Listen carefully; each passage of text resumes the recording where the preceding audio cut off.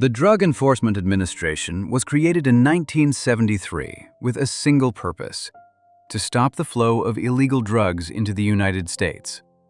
The men and women who sign up for that job understand the risk in the abstract.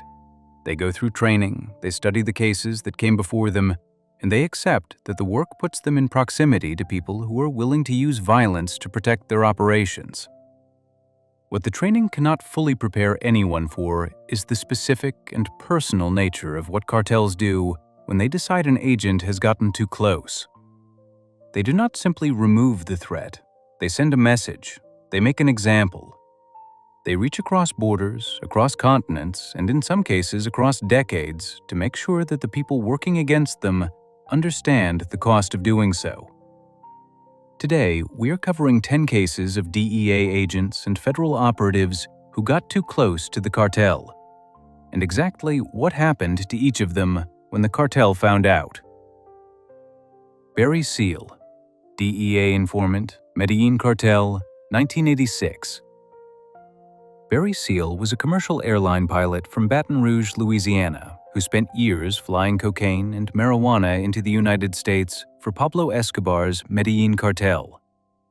When federal agents finally caught him in 1983, he made a deal that turned him into the most valuable informant in the history of the Drug Enforcement Administration.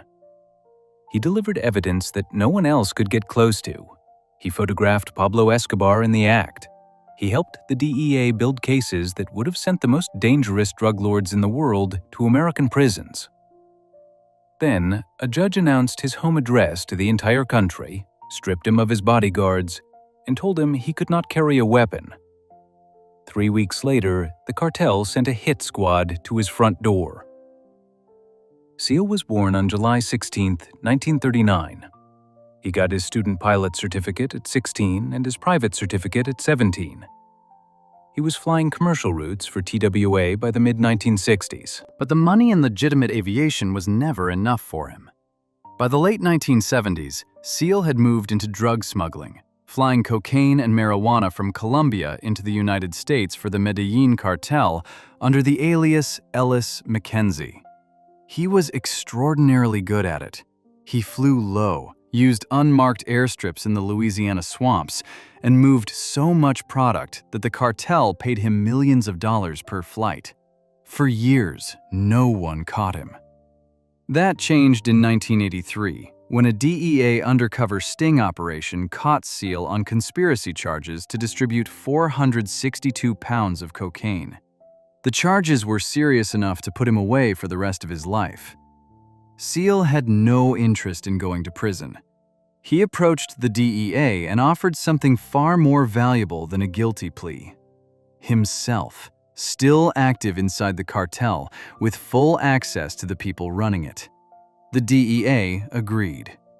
What followed was the most productive informant operation the agency had ever run. Seal flew a surveillance-rigged plane to Central America and returned with photographs that showed Pablo Escobar himself, alongside Nicaraguan government official Federico Vaughn, loading cocaine onto a military cargo plane. It was the first photographic evidence placing Escobar at the center of an international trafficking operation. The DEA called Seal the most important witness in the agency's history. The Philadelphia Inquirer used the same words. In exchange for all of this, Seal received 5 years probation, no jail time.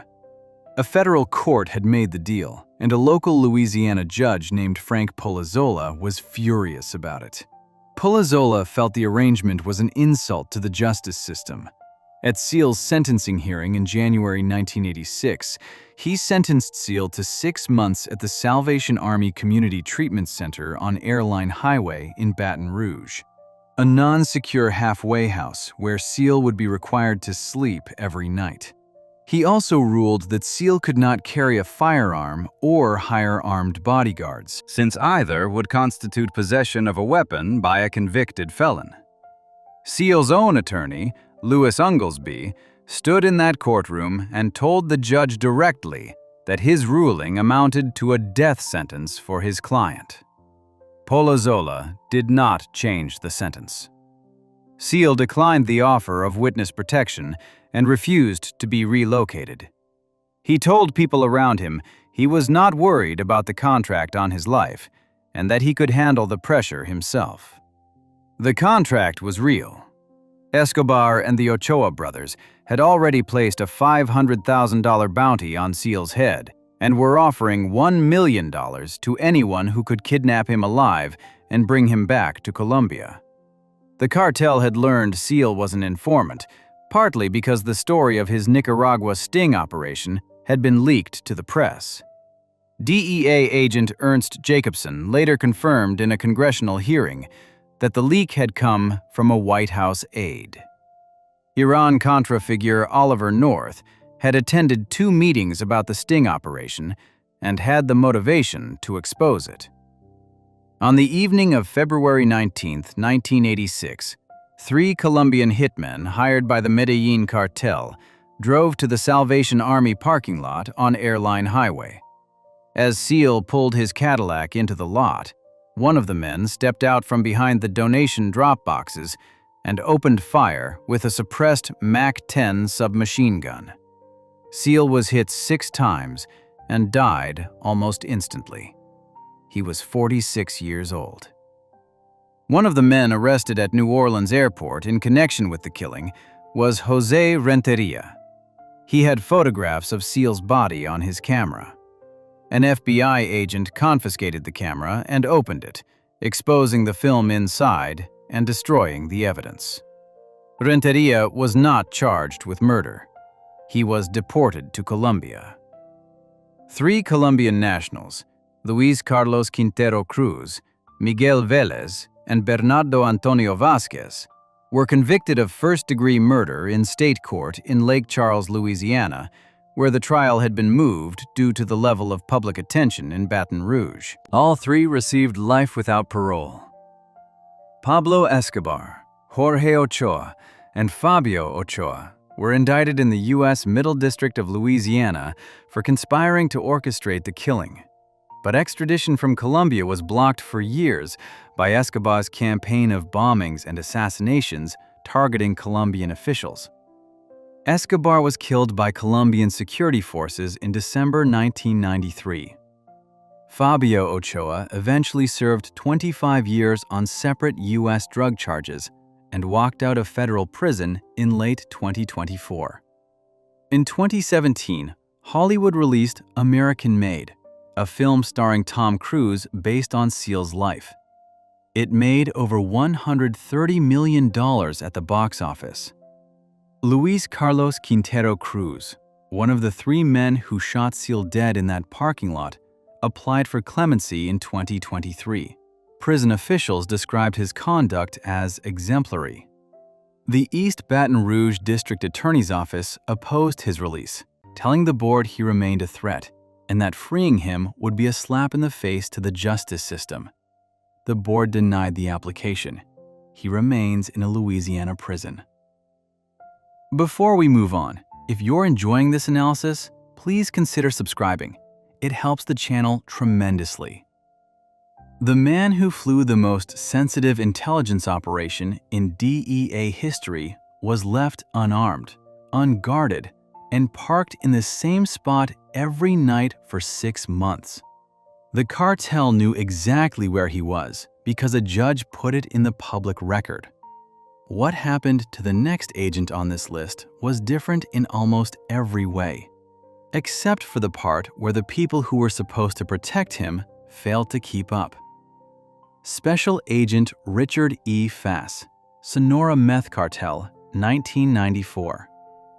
Richard Fass spent his last morning at work being celebrated by the people he worked with. His colleagues in the DEA's Phoenix Field Division threw him a farewell luncheon on June 30, 1994. He was days away from transferring to the Monterrey, Mexico resident office, a new assignment, a new chapter. By that same evening, he was dead on the ground outside a strip mall in Glendale, Arizona, shot multiple times by a drug trafficker connected to a methamphetamine operation running out of the Mexican state of Sonora. He never made it to Mexico. The job came to him first. The details of Fass's background before his death are preserved in the DEA's own records and in the reflections left by the people who trained alongside him. During his time at the DEA Academy, classmates from Basic Agent Class 57 described him as someone who stood out, not by being loud about it, but by being genuinely useful.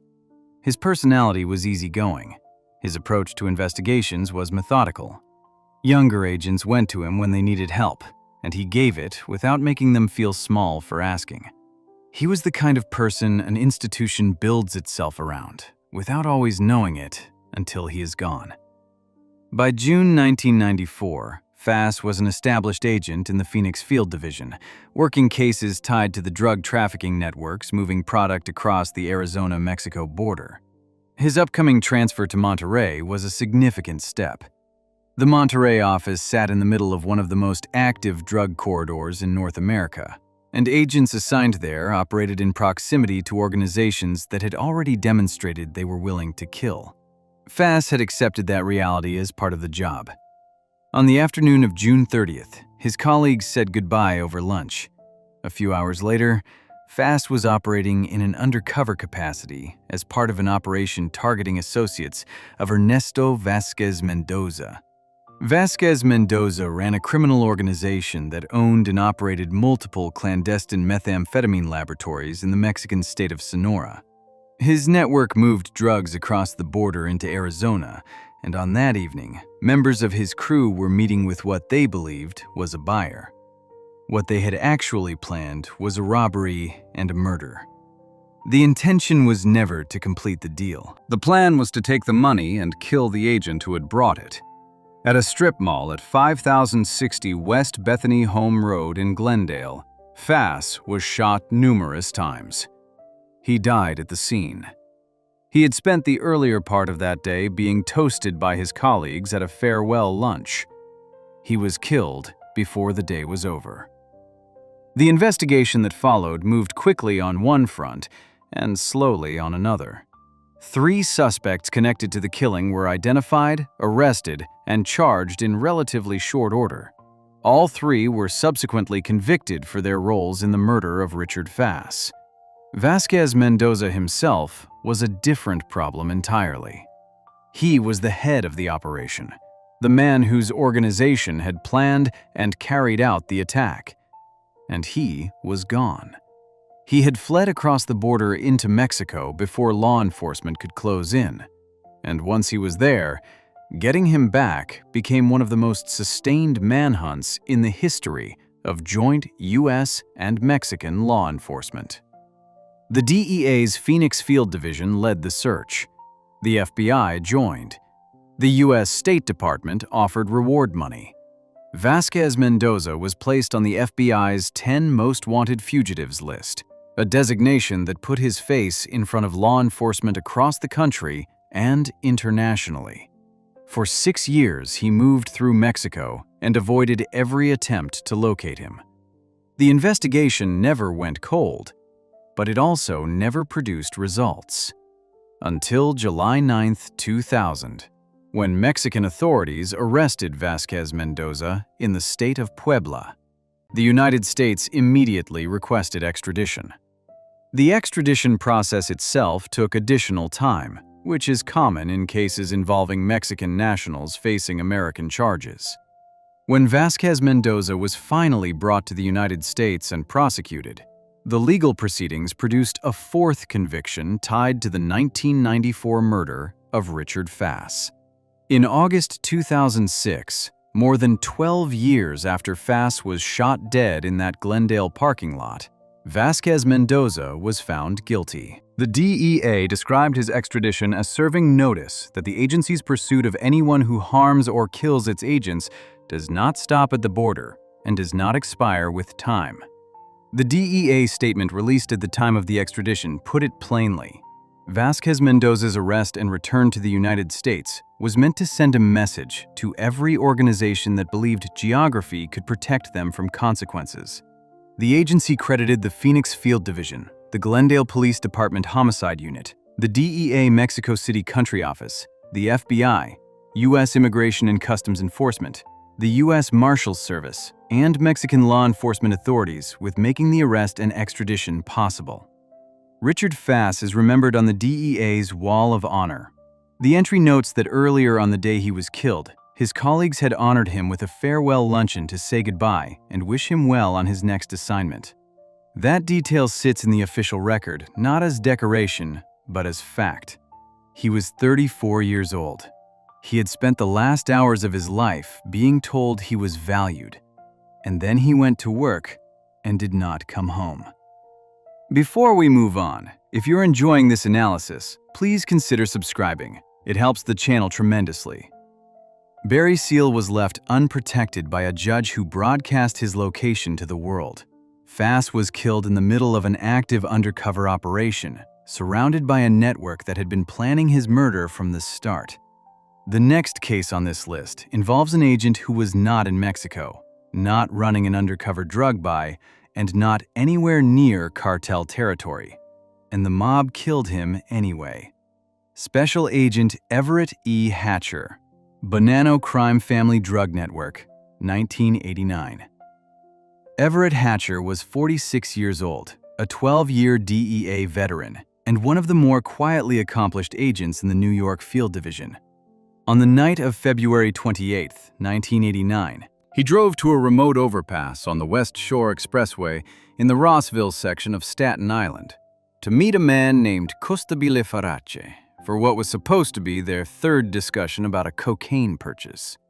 His surveillance team was supposed to stay close. They lost him. When they finally located Hatcher's car, he was slumped in the driver's seat of his unmarked Buick Regal with 3 bullets in his head, the window rolled down, the engine still running, and his foot still resting on the brake. Hatcher had not always been a federal agent. He spent 6 years in Germany as a U.S. Army deputy provost marshal and as a physical education teacher at a military dependence school. When he returned to New York in 1975, he taught in New York City public schools before taking a job as an investigator with the New York County District Attorney's Office. He joined the DEA in January 1977. Over the following 12 years, he earned Special Achievement Awards in 1982, 1983, and 1987, the last one for his work with the agency's recruiting program. He held a Bachelor of Science in Physical Education from Hampton Institute in Virginia and a Master of Education from Boston College, completed with high honors in 1974. He had also completed advanced graduate studies at Boston College and John Jay College of Criminal Justice. He was not the kind of agent who blended into the background, but he was not the kind who sought attention either. He was thorough, experienced, and trusted. The investigation that put him in that car on Staten Island was targeting Gerard Chili, known as Jerry, a figure connected to the Bonanno crime family. Chili ran a crew, and one of the members of that crew was Costabile Farace, who went by Gus. Farace had a prior murder conviction and was dealing cocaine and marijuana out of the network. Hatcher had been working his way toward Chili through Farace, meeting with Farace on 2 previous occasions before the night of February 28th. The approach was deliberate and methodical. The third meeting was meant to move the operation forward. At approximately 9 p.m., Hatcher met Farace at the agreed location to discuss purchasing several ounces of cocaine. At some point during that meeting, without any warning or provocation, Farace pulled out a .357 Magnum and shot Hatcher multiple times in the head. Hatcher's surveillance team had failed to maintain visual contact. By the time they found him, Farace was gone. Hatcher was dead in the driver's seat, foot on the brake, engine running. He was the first DEA agent murdered in New York City since 1972. What followed was one of the most intense law enforcement manhunts in the city's history. The DEA immediately launched a search for Farace. The FBI placed him on the 10 most wanted fugitives list. The Department of Justice and the DEA announced a $250,000 reward for information leading to his capture.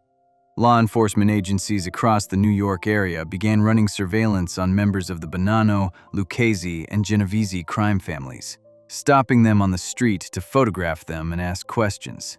The pressure was relentless, and it was deliberate. The message was that no corner of organized crime in New York would be left alone until Farach was found. The pressure had an unintended effect on Farach's own people. Jerry Chili, whose crew Farach belonged to, came to understand that the heat generated by one of his associates killing a federal agent was not going away. Chili met with other organized crime figures to discuss the situation. The consensus reached was that Farach needed to die before law enforcement caught him, because a living Farach who got arrested was a liability no one wanted to manage. The Bonanno family, which Farach was associated with, made the decision to kill him. Farach spent months moving between safe houses, staying with various associates and trying to stay ahead of the search. After he left one location, police raided it and arrested the woman who had been sheltering him. A man named John Petrocelli, a new associate with the Lucchese family, was helping Farach find places to hide. Chili demanded that Petrocelli kill Farach. Petrocelli refused. 2 months later, Petrocelli was found dead with a hood over his head, which investigators described as a Sicilian message meaning, "Never keep secrets from the family." On November 17, 1989, almost 9 months after Hatcher's murder, police received a 911 call about a car parked at 1814 81st Street in the Bensonhurst section of Brooklyn. Officers arrived to find Costabile Farach shot multiple times in the head, neck, back, and leg. A van had pulled alongside his car and the occupants had opened fire 9 times. He died shortly after police arrived. It was the same method he had used to kill Hatcher. In September 1997, Lucchese family soldier James Gallione and Lucchese associate Mario Gallo admitted in court to carrying out the murder of Farach. A third participant, Louis Tuzio, had himself been murdered in 1990. Daniel Mangelli was convicted of killing Tuzio in 2004 and was released from prison in 2020. Hatcher was survived by his wife, Mary Jane, and their 2 sons, Zachary and Joshua. The New York Field Division runs an annual golf tournament in his name. The proceeds go to the DEA Survivors Benefit Fund. The Roman Catholic Archdiocese of New York refused to grant Farach a public funeral mass, citing his life and the manner of his death. He was buried at the Cemetery of the Resurrection in Pleasant Plains, Staten Island, the same area of Staten Island where he had killed Everett Hatcher. Before we move on, if you're enjoying this analysis, please consider subscribing. It helps the channel tremendously. Hatcher was killed by a mob associate dealing drugs out of a Brooklyn crew. The next case moves out of New York entirely, across the Atlantic, to a country where a DEA agent was working a maritime smuggling investigation and stepped into a taxi that had been waiting for him. Special Agent James Terry Watson, Columbia Drug Networks, 2013. Terry Watson was 43 years old, a 13-year DEA veteran from Rayville, Louisiana, and one of the more decorated field agents the agency had stationed in South America. He had served 3 separate tours in Afghanistan as a member of DEA's FAST program, conducting counter-narcotics missions in some of the most dangerous operating conditions in the world. He had worked previously for the U.S. Marshals Service and served in the U.S. Army before that. By the summer of 2013, he was assigned to the DEA's Cartagena, Colombia resident office, working cases tied to maritime drug smuggling networks operating along Colombia's northern coastline. On the night of June 20, 2013, he was on temporary duty in Bogota. He left a restaurant after watching an NBA Finals game with colleagues from the U.S. Embassy, walked outside, and got into a taxi. He never reached his hotel. Watson had been in Colombia for approximately a year and a half at the time of his death. His assignment to Cartagena placed him at the center of one of the most active drug trafficking corridors in the Western Hemisphere. The Colombian newspaper El Tiempo reported that Watson had played a key role in the arrest and extradition of drug trafficker Hipólito Martínez Felipe González, whose network operated out of the Gulf of Urabá, near Colombia's northern border with Panama. That case was significant enough to draw attention, and some investigators and former law enforcement officials later questioned whether Watson had been specifically targeted because of it. On the night he died, Watson left the restaurant with colleagues and then separated from them to make his own way back to his hotel. He hailed a taxi outside the restaurant. The driver was a man named Julio Esteban Gracia Ramirez, who was part of a 6-man criminal crew that ran what Colombians call Paseos Millonarios, millionaires' rides. The operation worked by identifying passengers who appeared wealthy, picking them up, and then signaling accomplices in a follow vehicle to move in. The victim would be robbed and, depending on the circumstances, killed. Approximately 3 blocks from the restaurant, the taxi stopped at a red light. 2 men from a second vehicle got into the back seat with Watson. One used a stun gun to shock him. The other stabbed him 3 times in the chest and once in the leg. Watson managed to escape from the taxi and collapsed in the street a short distance away. Bystanders came to his aid. He was taken to a nearby clinic, but was already dead on arrival. Colombian authorities initially described the killing as a paseo millonario gone wrong, a robbery crew that had not known or particularly cared who their target was. The country's national police director told the leading Colombian newspaper that officers had investigated and concluded the murder was not connected to Watson's work.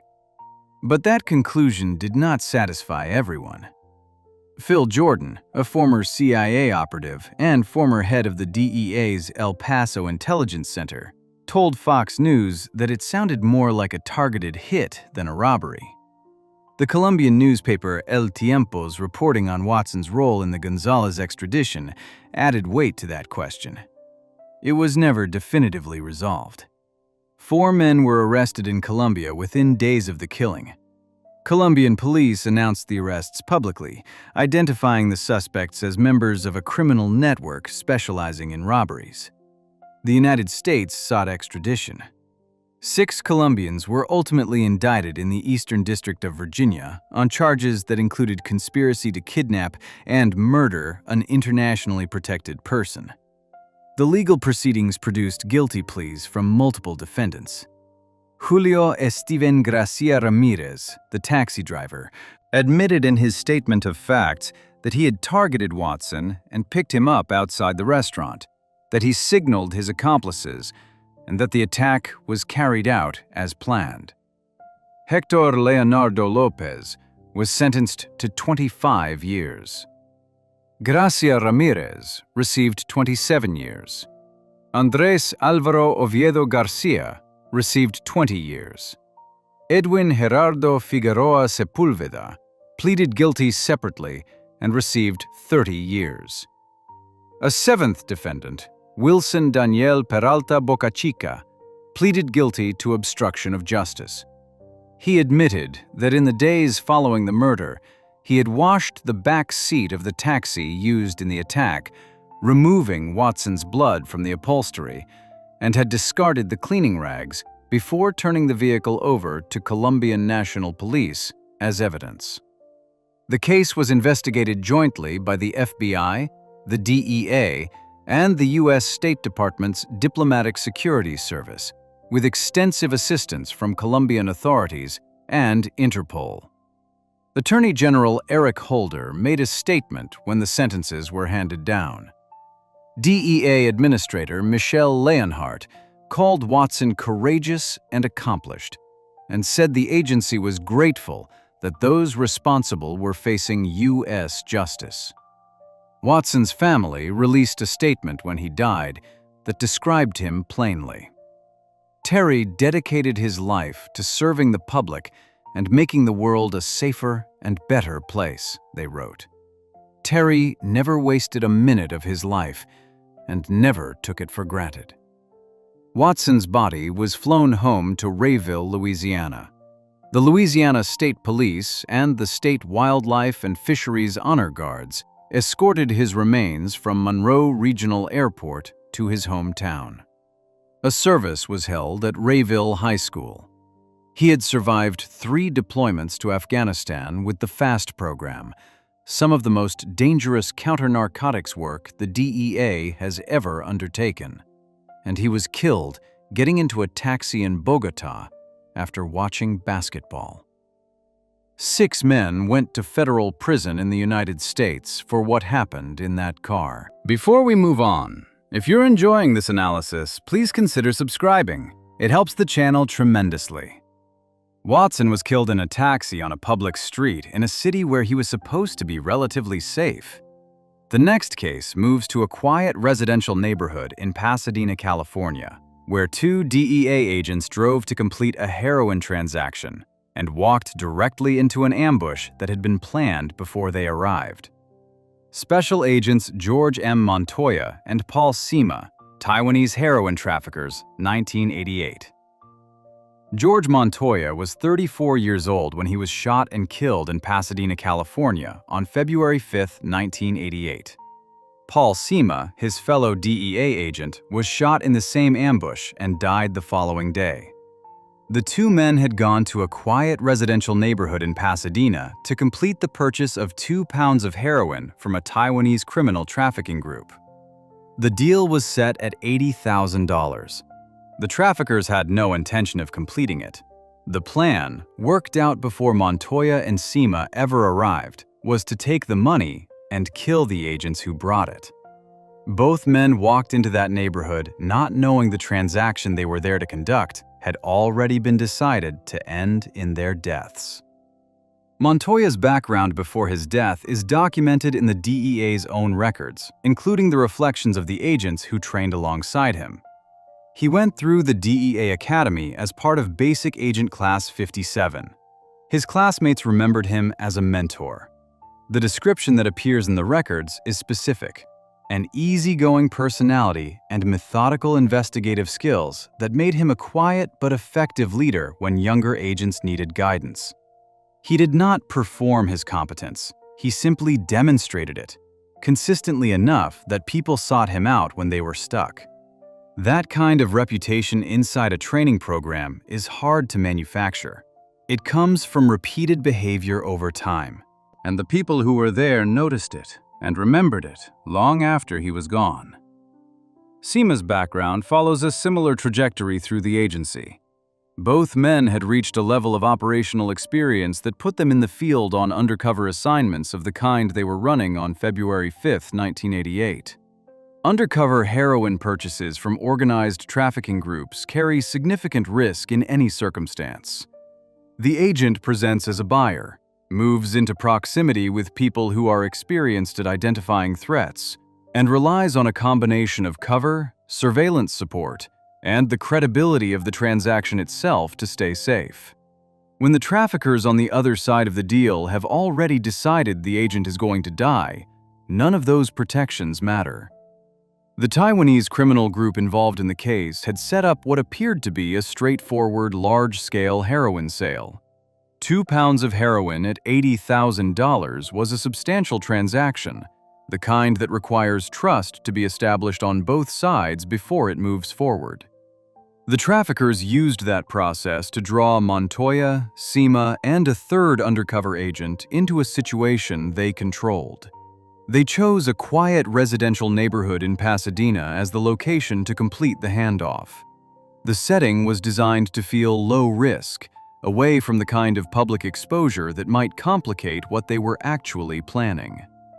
When the agents arrived and the deal reached its final stage, the traffickers opened fire. Montoya was shot and killed on February 5th. Sima was shot in the same attack and died the following day, February 6, 1988. The third undercover agent survived. The ambush was not a reaction to something that went wrong in the moment. It was the plan. The money was the target. The agents were the obstacle between the traffickers and the $80,000. The DEA's Wall of Honor records both deaths. Montoya's entry notes that he was 34 years old at the time of his death, and that he was seen as a mentor during his time at the academy. Sima's entry places his death on February 6, 1988, the day after the shooting, consistent with the injuries he sustained in the same attack. Both men are listed among the agents and employees of the DEA and its predecessor agencies killed in the line of duty. Their names sit alongside agents killed in cartel ambushes in Mexico, helicopter crashes in Afghanistan, and mob shootings in New York. The method and the geography change from case to case. The category does not. The operational structure of what happened in Pasadena that day fits a pattern that appears repeatedly across the history of DEA undercover work. A trafficking group identifies a buyer, agrees to a transaction large enough to justify the risk of meeting in person, and then decides at some point in the process that killing the buyer is more profitable than completing the deal. The $80,000 that Montoya and Cima brought to that neighborhood in Pasadena was real money in 1988. The traffickers calculated that taking it, along with eliminating the people carrying it, was worth attempting. They were experienced enough to set up the location and the ambush in advance. They were not caught off guard. They prepared. What that preparation cost two DEA agents and their families is documented in the official record in the flattest possible language. Date of death, age at time of death, a sentence about the circumstances. The personal details that survive outside those records come from the people who knew Montoya at the academy, the classmates who remembered his patience with younger agents, his methodical approach, his easygoing personality. Those are the details that fill in what the official record cannot carry. They describe a person, not just a casualty. Cima's details are thinner in the public record, but his death on February 6th, one day after his partner, places his final hours in context. He was shot in the same ambush, in the same neighborhood, in the same failed transaction, and he did not survive the injuries. Both men were working an undercover operation in their home country, in a suburban California neighborhood, against a trafficking network that had no connection to the Mexican cartels or the Colombian organizations that dominate the public narrative of the DEA's history.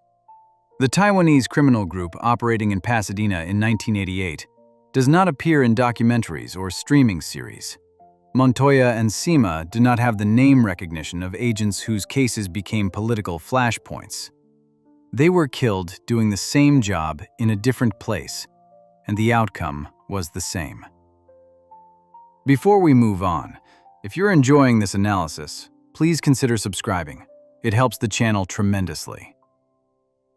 Two agents were killed in a California suburb by a trafficking crew that never made headlines. The next case moves to a federal highway in central Mexico, where a Los Zetas hit team intercepted a diplomatic vehicle carrying two American agents and opened fire after being told to their faces that the men inside were U.S. diplomats. ICE/HSI.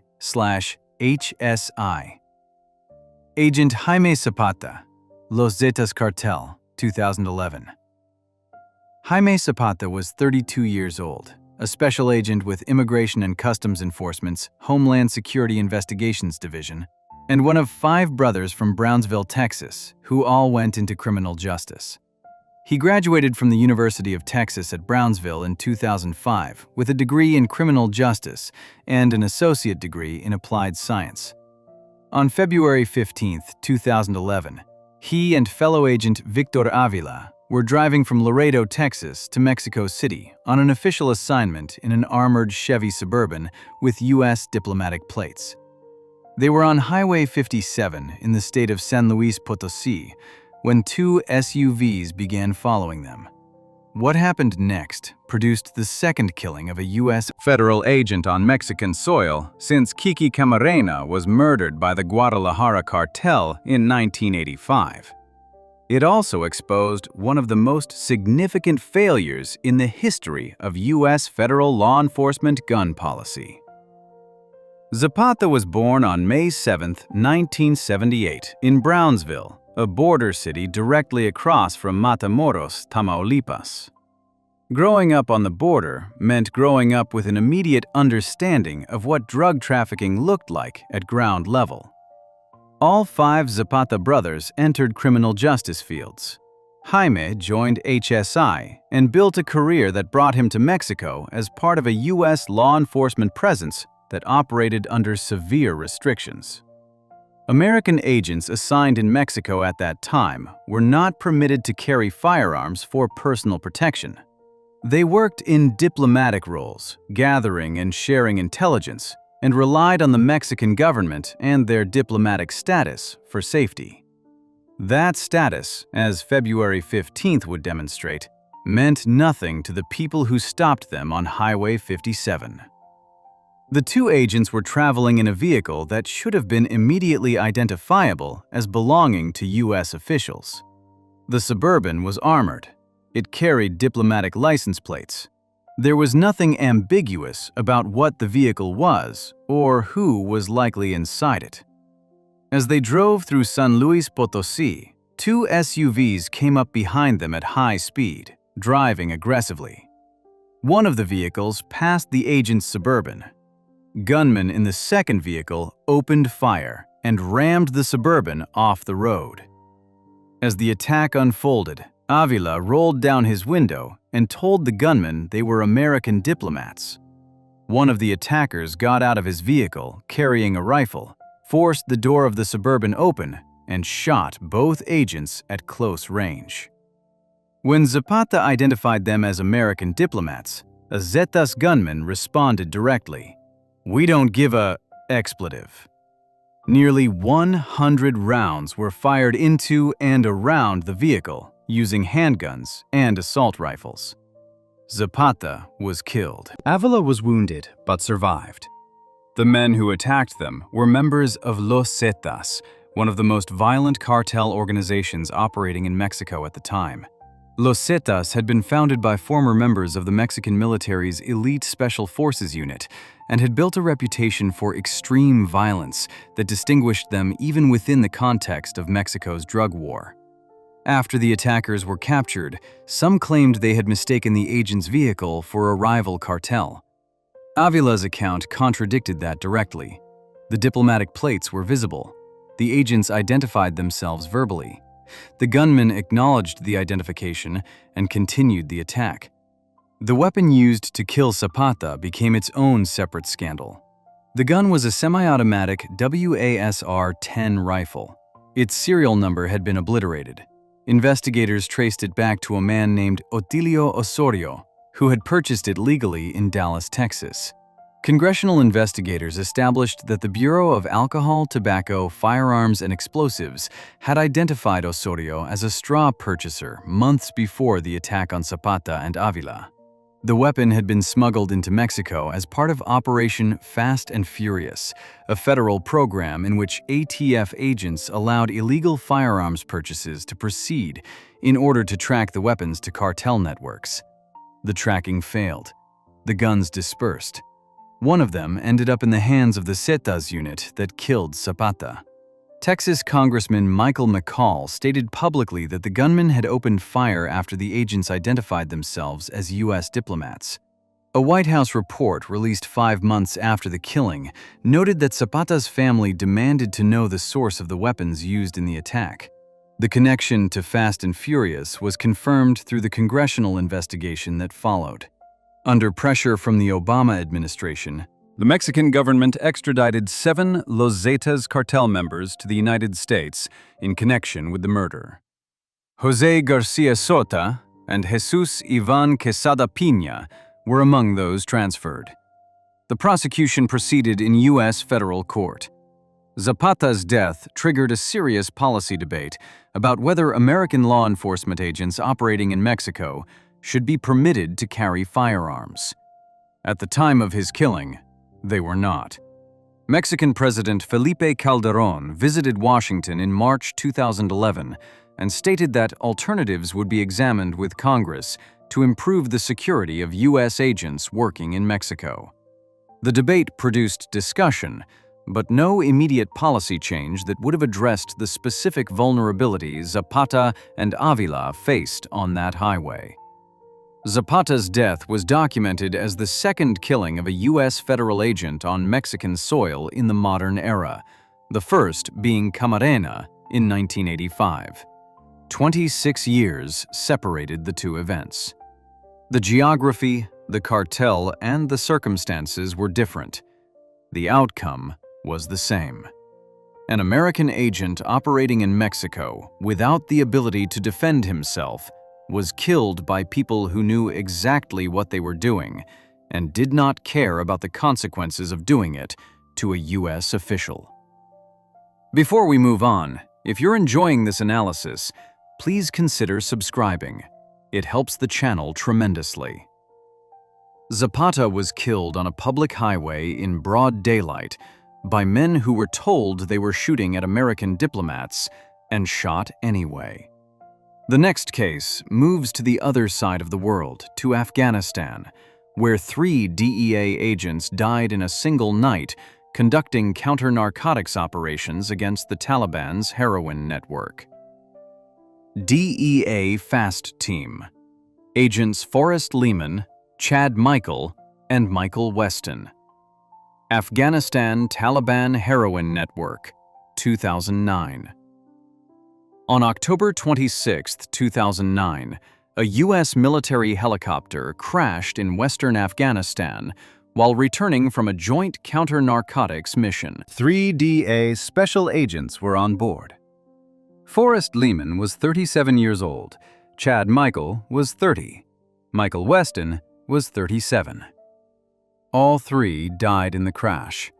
They had volunteered for duty in one of the most dangerous operating environments in the world, working alongside U.S. Special Operations Forces to dismantle the heroin networks that were simultaneously flooding drugs into the global market and generating the revenue that funded Taliban operations against American troops.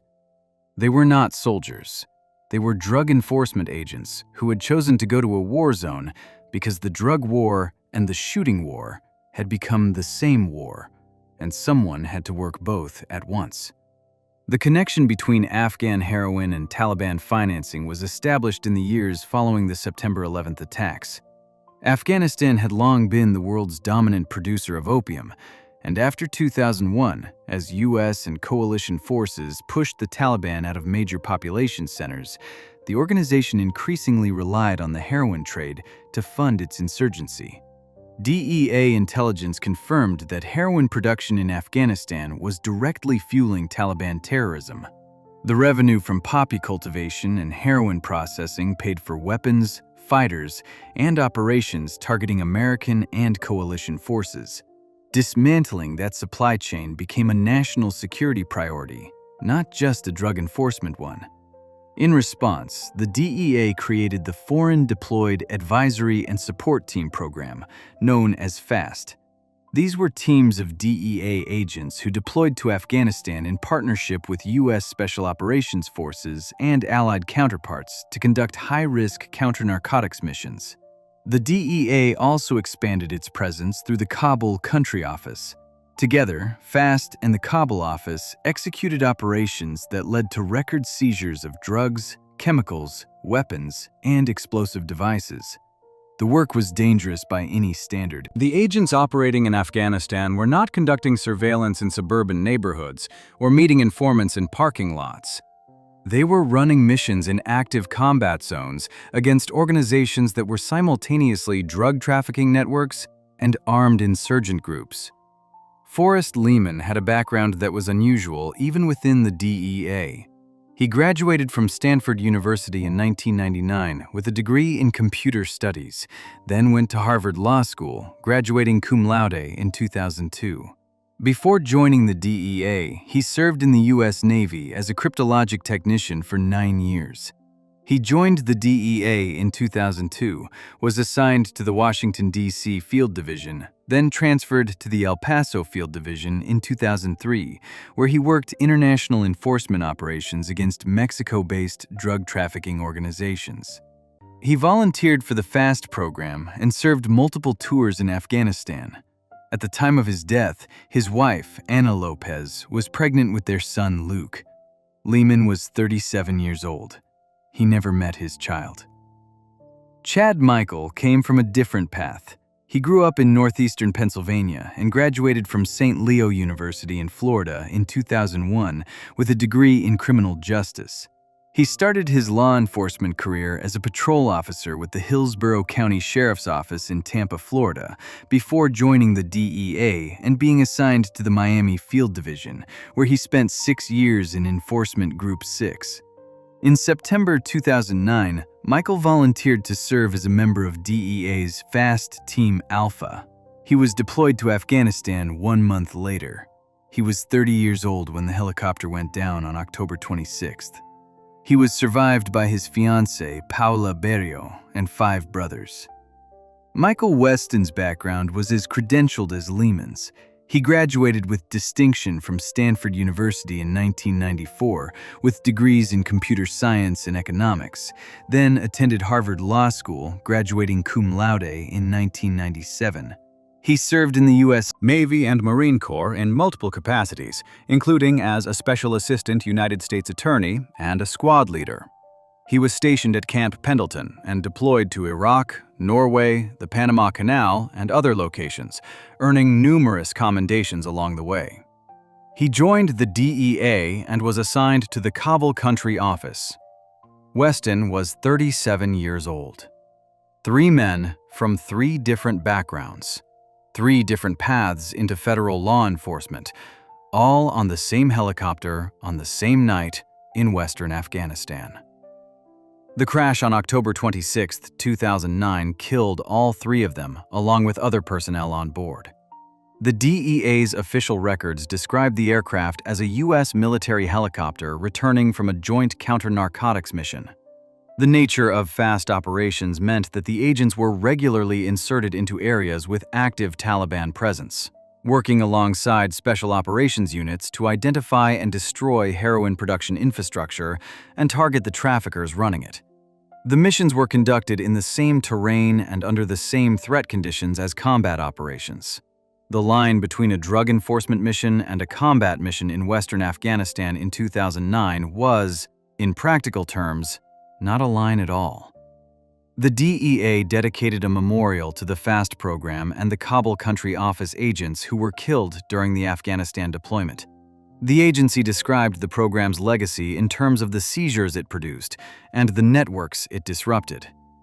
The human cost is recorded on the Wall of Honor, where Lehman, Michael, and Weston each have individual entries describing their careers, their backgrounds, and the date and circumstances of their deaths. Lehman left behind a pregnant wife and a son he never held. Michael left behind a fiancée and 5 brothers. Weston left behind a record of service that stretched from Camp Pendleton to Harvard Law to a helicopter in western Afghanistan. 3 agents, 1 crash, 1 night. Before we move on, if you're enjoying this analysis, please consider subscribing. It helps the channel tremendously. 3 DEA agents died in a war zone, doing work that most people never knew was happening. The next case moves back to Mexico in 1985, to a restaurant in Guadalajara, where 2 American civilians walked through the wrong door and were killed by a cartel boss who decided they must be federal agents. John Walker and Albert Rattlat, killed by the Guadalajara Cartel, 1985. John Walker was an American dental student. Albert Rattlat was his friend.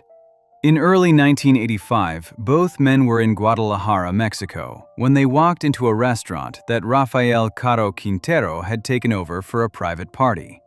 They did not know whose party it was. They did not know who Caro Quintero was.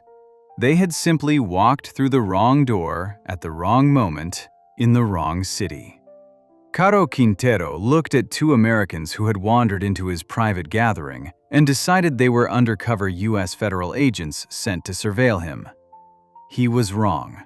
Walker and Rattlat were not law enforcement. They were not informants. They had no connection to the DEA or any other agency. That did not save them. Walker died in the room where he was tortured.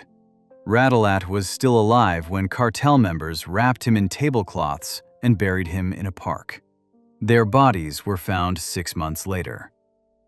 To understand how this happened, it is necessary to understand what Guadalajara was in early 1985 and what Rafael Caro Quintero had become inside it.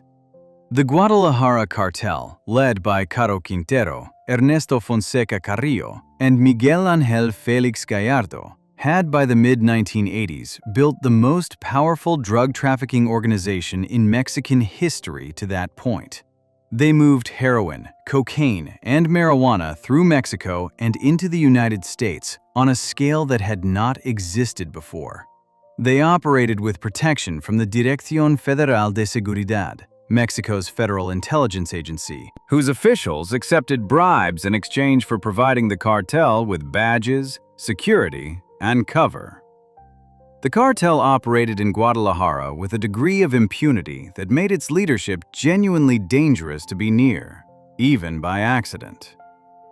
Caro Quintero was already operating in a state of heightened paranoia in early 1985.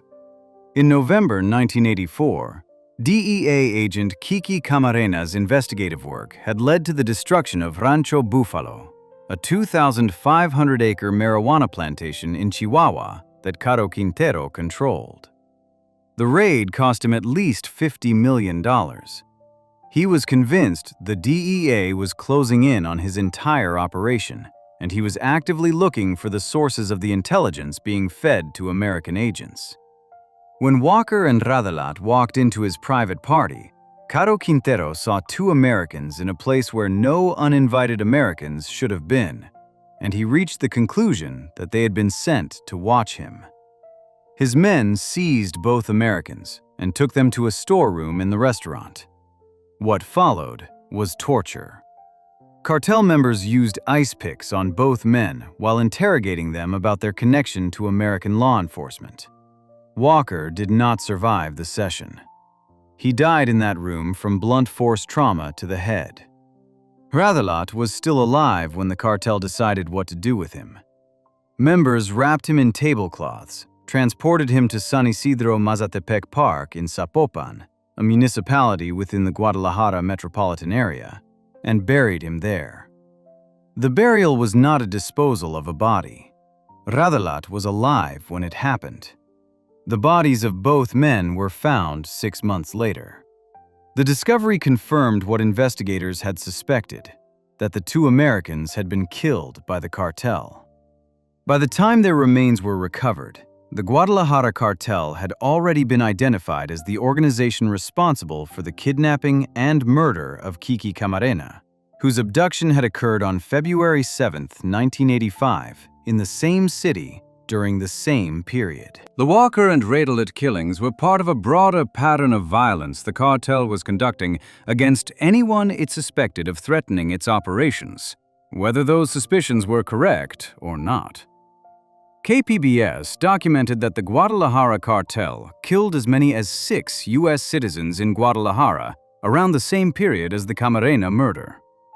Walker and Rattlat are among the most documented of those victims, but they represent a wider reality about what it meant to be an American in Guadalajara while the cartel was at the height of its power and its paranoia. The organization's alliance with the DFS meant that Mexican federal officials were actively complicit in protecting the cartel's operations and suppressing any investigation that might expose them. That alliance extended to the cartel's violence. When Walker and Rattlat were tortured and killed, no Mexican official with connections to the DFS had any incentive to look into it. The legal consequences for Walker and Rattlat's deaths were folded into the broader prosecution of the Guadalajara cartel leadership that followed the Camarena murder. All 3 of the cartel's top figures, Caro Quintero, Fonseca Carrillo, and Félix Gallardo, were ultimately arrested and convicted in Mexican courts. Caro Quintero was arrested in Costa Rica in April 1985, approximately 2 months after Walker and Rattlat were killed. Fonseca Carrillo was arrested in Puerto Vallarta the same month. Félix Gallardo was arrested in 1989. All 3 received 40-year sentences in Mexico, Caro Quintero was released from Mexican prison in 2013 after a court ruling on procedural grounds. He returned to drug trafficking. He was recaptured in July 2022 in the mountains of Sinaloa and extradited to the United States in February 2025, where he now faces charges that carry a mandatory life sentence and potentially the death penalty. The men he ordered killed in that Guadalajara restaurant in early 1985, two Americans who had simply walked through the wrong door, are not named in his U.S. indictment. Their case was tried and closed in Mexico decades ago. Before we move on, if you're enjoying this analysis, please consider subscribing. It helps the channel tremendously. Walker and Radelet were civilians. They were not agents, informants, or targets. They were in the wrong place because they did not know the wrong place existed. The next case is about the man who spent 4 years trying to find out exactly what happened inside the cartel's torture houses in 1985, and what he discovered when he got close enough to the truth. Operation Leyenda, the DEA's 4-year revenge manhunt and what it cost, 1985 to 1989. When Kiki Camarena's body was found on March 5, 1985, the DEA launched the largest homicide investigation in its history. They called it Operation Leyenda, which translates to Operation Legend. The objective was to identify and prosecute every person responsible for the kidnapping, torture, and murder of Camarena and his pilot Alfredo Zavala Avelar. Over the 4 years that followed, the operation successfully dismantled the Guadalajara cartel and put its 3 top leaders behind bars. It also produced something the DEA did not expect. The lead investigator assigned to the case spent years building a network of witnesses inside the cartel, and by 1989, he was telling his superiors that the evidence pointed not just to Mexican drug traffickers, but to the Central Intelligence Agency. He was removed from the case 5 years later. He retired with what he described as his career in ruins. The operation's first phase moved quickly relative to the scale of the crime. Rafael Caro Quintero was arrested in Costa Rica on April 4, 1985, less than 2 months after Camarena's abduction. Ernesto Fonseca Carrillo, known as Don Neto, was arrested in Puerto Vallarta on April 7, 1985. Mexican police found recordings of Camarena's interrogation and torture sessions inside Fonseca's home. The tapes were physical evidence of what had been done to the agent, preserved by one of the men who ordered it done. Felix Gallardo remained free for 4 more years, protected by his political connections, before being arrested in April 1989. 3 cartel bodyguards were also convicted in the United States in 1988 for their roles in the killing. During that trial, a recording was played of one of the bodyguards speaking with an undercover agent and claiming that Camarena had been killed by mistake after his captors got carried away during the interrogation. The second phase of the investigation was built by DEA Special Agent Héctor Bereyes, who was assigned to the Camarena case on January 3, 1989, nearly 4 years after the murder. Bereyes' approach was to go deeper into the cartel than any previous investigator had managed. He built a network of over 200 informants and potential witnesses, people who had been inside the cartel's operations during the period of Camarena's kidnapping and death. He paid recruiters in Mexico to find individuals who had direct knowledge of what happened at 881 Lope de Vega, the Guadalajara house where Camarena was held and tortured. Among the witnesses he developed were Jalisco State Police officers Jorge Godoy and Rene Lopez, and their supervisor Ramon Lira, all of whom had worked as cartel bodyguards and were present during events connected to Camarena's kidnapping. What Bereyes' witnesses told him went beyond the Guadalajara cartel leadership. By September 1989, He was reporting to DEA leadership that multiple informants had provided him with accounts indicating CIA involvement in Camarena's murder. The core of the allegation was that Camarena had discovered CIA-protected drug operations in Mexico that were being used to generate funds for the Nicaraguan Contras. According to the witnesses Bareillas had developed, Camarena's knowledge of those operations was the reason the decision was made to target him specifically, rather than simply expel him from Mexico, as the cartel had done with other DEA agents who became problems. The cartel, in this account, was not acting purely on its own anger over the Rancho Buffalo raid. It was acting under pressure from people who needed Camarena silenced permanently. DEA leadership did not pursue the CIA angle. Bareillas remained on the case for several more years, continuing to build the witness network and push the investigation forward on multiple fronts. In April 1994, he was removed from the case. He retired from the DEA approximately 2 years later. In public statements he made after his retirement, he said his career had been destroyed as a consequence of what he had found and reported. In 2013, Bareillas appeared on Fox News alongside former DEA El Paso Intelligence Center Chief Phil Jordan and CIA contractor Tosh Plumlee. All three stated publicly that they believed the CIA was responsible for Camarena's death, or at minimum, was complicit in the events that led to it. Jordan said on the broadcast that he had been told by former Mexican Federal Police Commander Guillermo González Calderoni that the CIA was involved in the movement of drugs from South America through Mexico into the United States, and that this was what Camarena had uncovered. These statements were made by former U.S. law enforcement and intelligence officials on a national broadcast. No U.S. government agency responded to them officially. The documented consequences of Operation Leyenda extend beyond the convictions it produced. The dismantling of the Guadalajara cartel did not reduce drug trafficking in Mexico. It fractured the organization into smaller successor cartels that became individually more violent and territorially aggressive. The Tijuana cartel, the Juarez cartel, and the Sinaloa cartel all emerged directly from the Guadalajara cartel's collapse. The Mexican drug war that began formally in 2006 and has killed over 120,000 people is a direct consequence of that fragmentation. Operation Leyenda succeeded in its stated mission and created conditions for something far worse. One additional outcome of the operation came decades later. Former Mexican police officer Juan José Bernabe had been convicted in 1990 for his role in Camarena's kidnapping and murder and was serving a life sentence in the United States. In April 2024, he was released after forensic evidence from his 1990 trial was successfully challenged in court. U.S. Immigration and Customs Enforcement delivered Bernabe to Mexican immigration officials on the bridge connecting El Paso, Texas, and Ciudad Juarez, Chihuahua. There were no charges waiting for him in Mexico. He walked across the bridge and was free.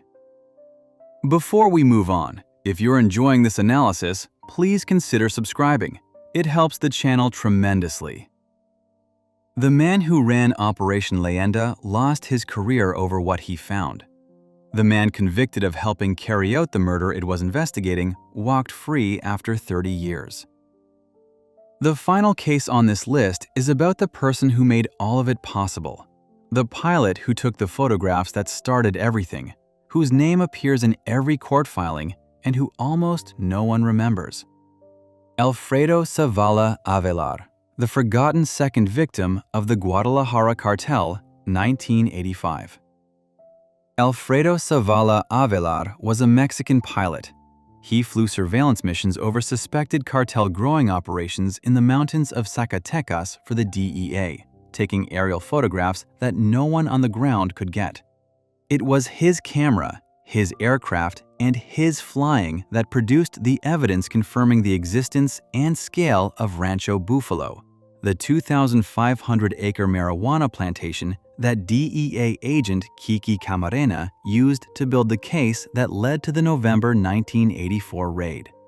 That raid cost Rafael Caro Quintero at least $50 million and destroyed over 10,000 tons of marijuana. It was the single largest drug seizure in DEA history at that point. Zavala made it possible.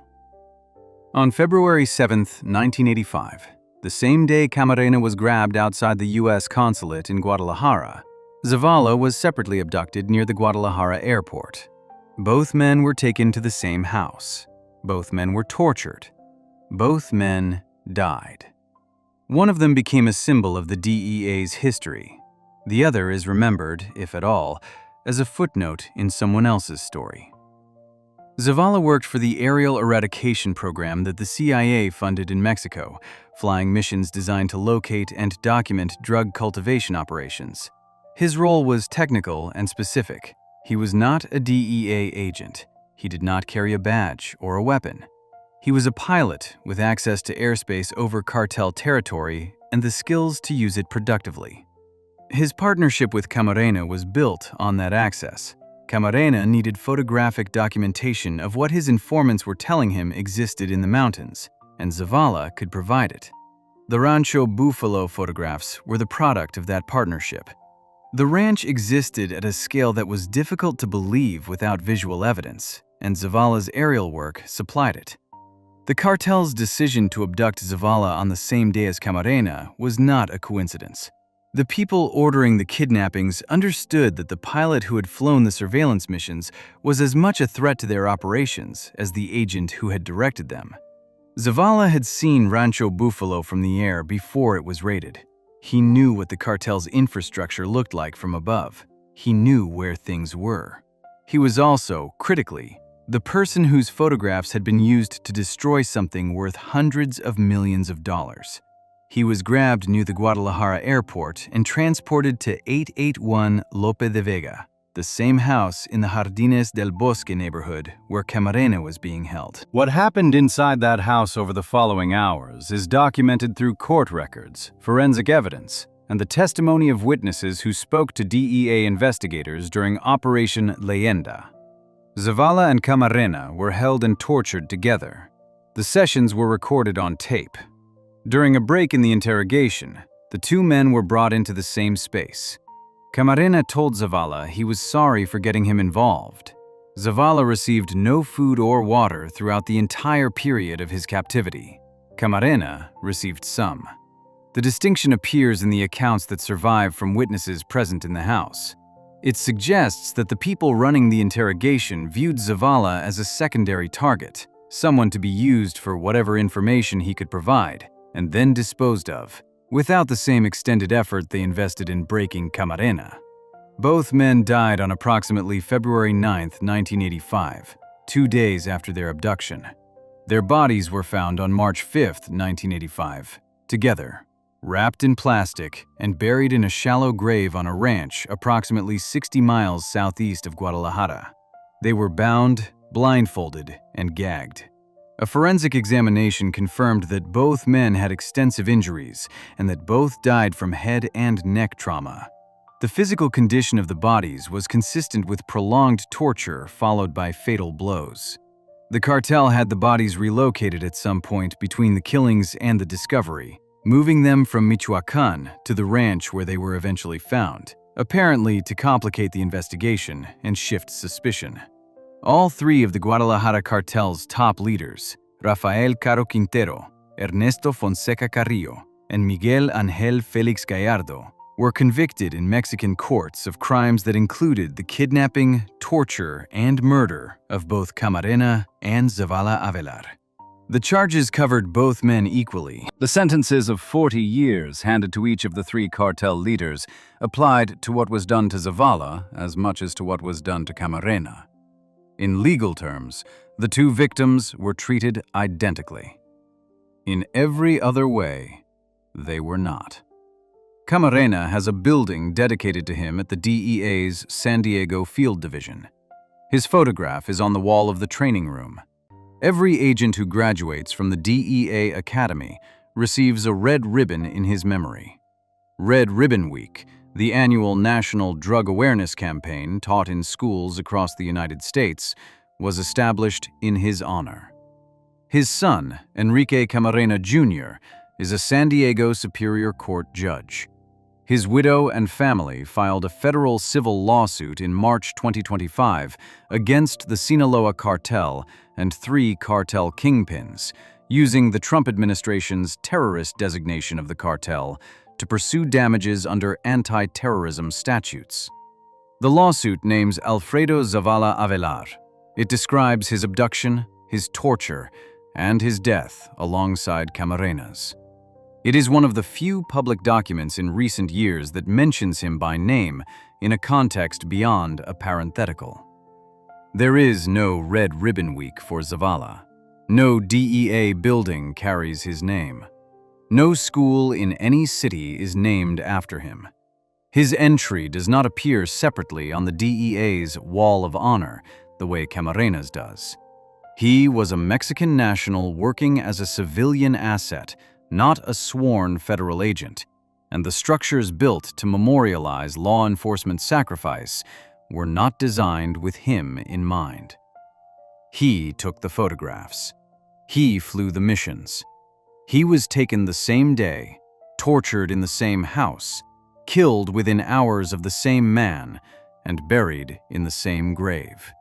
The difference in how history remembers them is not a reflection of what either man did or what was done to them. It is a reflection of which one carried a badge. If you enjoyed this breakdown, make sure to subscribe.